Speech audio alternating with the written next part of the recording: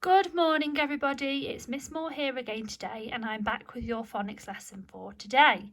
Today's date is Monday the 22nd of February and I hope you had a really lovely, wonderful half term.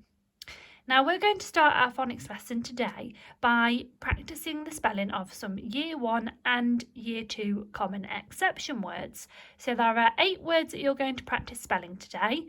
I'm going to read them first and then you can have a go at spelling them.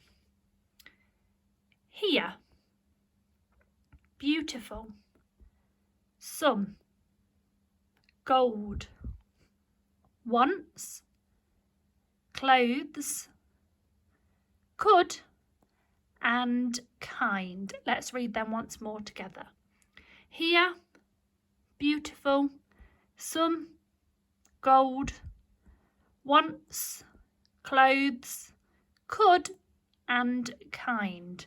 Okay, so you're going to practice spelling those and then you can move on to the main part of today's lesson. So today we are learning about the prefix un. Now some of you might be a little bit familiar with this prefix because you might remember it from Year 1.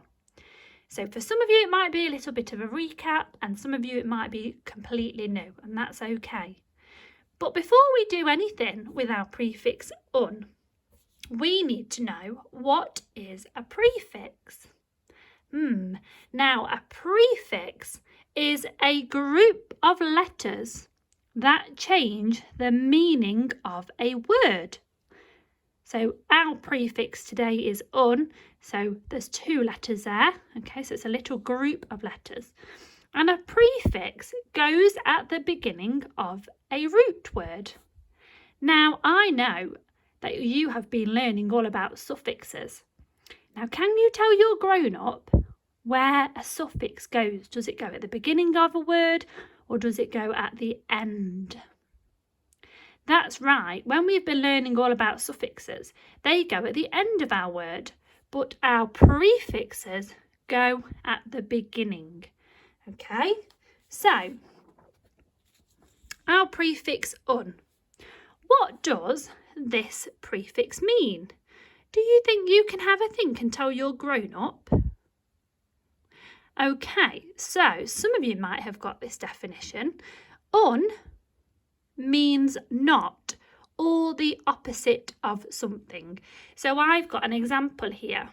This is what we call our root word.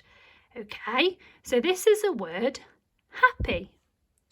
If we add our prefix un before the word happy, so you've got un plus happy, that becomes unhappy. So unhappy means that you're not happy. So for example, you might have, I am feeling really happy today because I am at school. But then you might, if you're not happy, you can say, I feel unhappy today because it is raining. Okay, so it changes when we put un in front of our root word, it changes the meaning of the word. Okay, and you can tell that in the sentence that I've just read to you. So over here I've got 4 different words that we're going to practice adding the suffix un to. All right, now let's remind ourselves that this prefix un means not, so you might be not happy, or it can mean the opposite. Okay, so to do the opposite. So this word is cover. All right, now can you remind your grown-up where we have to put our prefix un? Is it at the beginning of the word or is it at the end? That's right, our prefix goes at the beginning of our word. So it becomes uncover. Okay, so you might cover the floor in toys, okay, or in a blanket. And then if you uncover, it's like you undo, so it's the opposite of cover. You uncover what's underneath the blanket. Kind. Now we need to add our prefix un And it goes there, so it's unkind. Able. If you are able, that means you can do something. But if you are unable, that means you can't, so it's the opposite. What about the last one? Fair. That's right, the prefix un goes at the start. So it's unfair, that means it's not fair. Okay, so now I've got some more words that you're going to practice adding the prefix unto today. So let's read these words together.